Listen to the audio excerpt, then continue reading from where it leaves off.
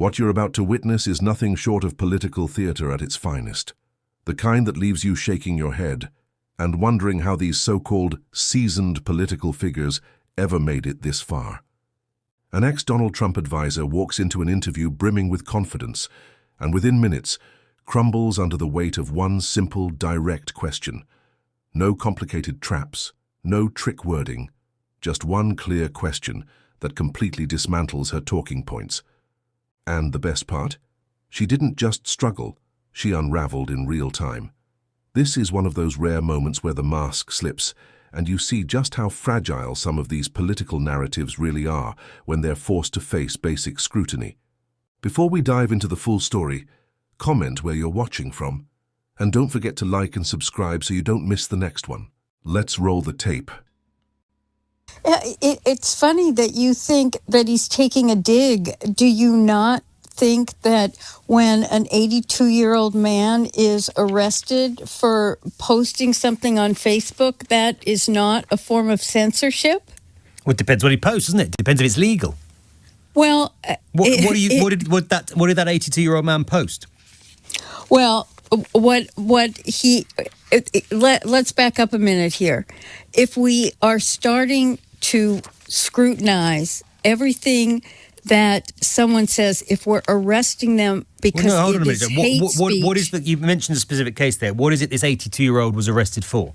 Honestly, I can't remember, but what I do remember... You're telling me that it's outrageous that an 82-year-old man was... Back up a minute. No, sorry, this is important because you just said this is an example of free speech under threat in the UK, but you can't tell me what he was arrested for. I don't remember the So why are you bringing it up then? I brought it up as an example that if we are scrutinizing what an 82-year-old man posts on Facebook... But you can't assess that without knowing what he said, can you? Well, you know what?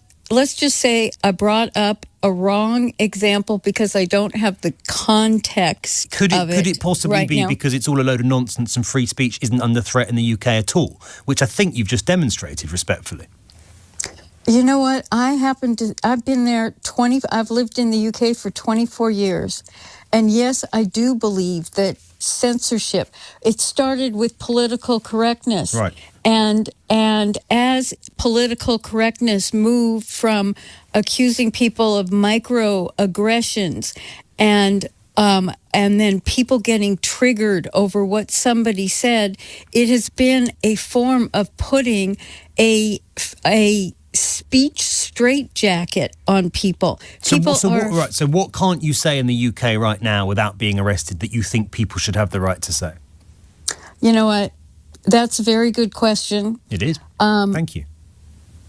It is. I can't answer that question, and I can't give you an example exactly. But see, what I find interesting. Sorry, Jane. You've given me an example of free speech being under threat. You can't tell me what the person said. Well, I've asked you for one single thing that you can't say in the UK without fear of being arrested, and you can't think of anything. It's because Britain still is a country, compared to the United States, by the way, where free speech absolutely exists and always will.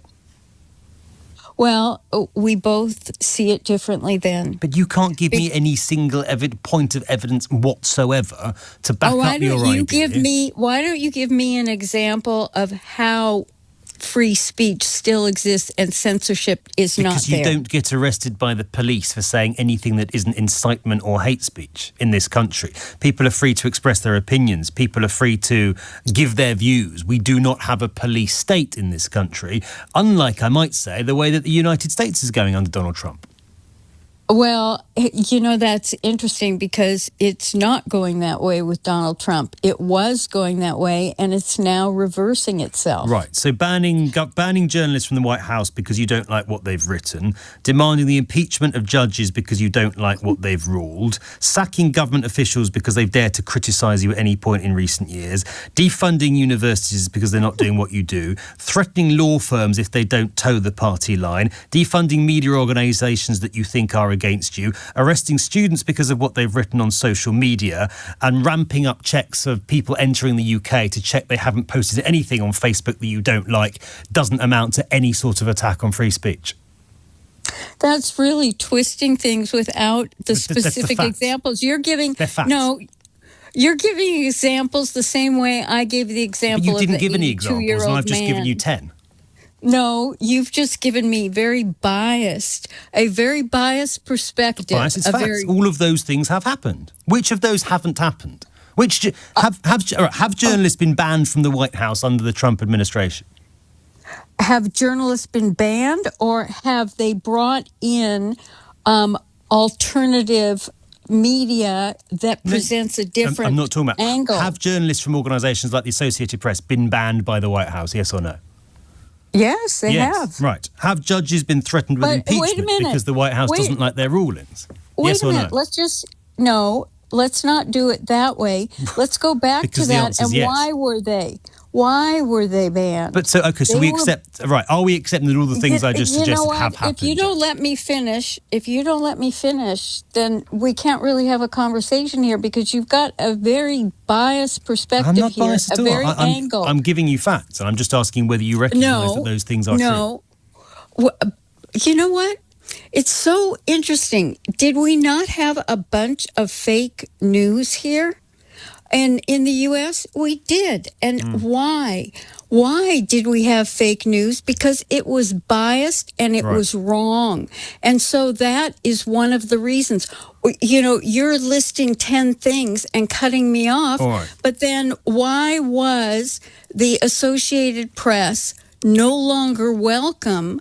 Because they gave fake news that has been but proven. Jen, you coming on the national radio station here on LBC and saying an 82-year-old man being arrested is an attack on free speech without having a clue what he's actually said is not fake news at all. It's not that I haven't had a clue. I can't remember the specifics. Right. But the fact that But how can you know it's an police show up- attack on free speech if you can't remember what he'd actually said? Well, you know, it's very interesting because you started this off by saying J.D. Vance had a dig. And so we don't get to have an intelligent discussion about whether there really is censorship going on, if people are afraid to speak But he has out. had a dig, and that's his own language. He said previously when he talked about the No, UK... you called it a dig. Well, let me... You know, this isn't the first time we've seen Dr. Jan Halps walk into a debate, try to mount a defense for something, and end up completely collapsing under the slightest bit of pushback. In fact, it's the second time I've seen it happen, and the pattern is becoming impossible to ignore. Now on paper, you'd think someone with the title doctor in front of their name and the resume of a former Trump advisor would come prepared with facts, context, and a solid argument. Instead, what we got was the intellectual equivalent of a house of cards in a windstorm. She comes onto a national UK radio show, confidently throws out an example, and clearly assumes she won't be challenged. But the moment the host asks her to explain, to actually back up what she just claimed, it's game over. No evidence, no clarity, just a string of vague talking points and a quick retreat. And here's the part that really gets me. When it comes to free speech under attack, the country facing the most aggressive crackdown right now isn't the UK. It's the United States of America. That's not opinion. That's reality. The journalist in that clip laid out example after example, Trump targeting critics and lawyers who dared to oppose him in court, pressuring universities by slashing funding over campus speech policies, restricting journalists and certain media outlets from even entering the White House, banning entire words from federal communications, words like gender and LGBT. And let's not forget, retaliating against public critics in ways that send a chilling message to anyone thinking about speaking out. This is the actual record. And yet, when confronted with it, Jan Halps couldn't answer a single direct question without her entire narrative falling apart. And if you still need proof of how far this administration has pushed its grip over speech, just look at what happened with Stephen Colbert, an open attempt to strong-arm organizations into bending to their will, with the unspoken threat that if they don't play ball, certain opportunities or resources will be cut off. Then there's the crackdown on protests, something that should be a non-negotiable right in any free society. When peaceful demonstrations start being treated like hostile acts, you know you're dealing with a government more interested in control than in liberty. This is why that one simple question to Jan Halpis was so devastating. What exactly did J.D. Vance do? It should have been the easiest thing in the world for her to answer if her point had any substance. Instead, we got silence, stammering, and a complete collapse. She didn't just avoid the question. She exposed that she had absolutely no answer. And that's the bigger picture here.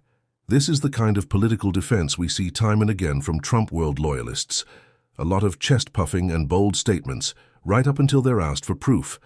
Then the whole thing falls apart. For Jan Halpis, this is déjà vu. It's the second time I've seen her buckle under even mild pushback, and honestly, it's beyond embarrassing.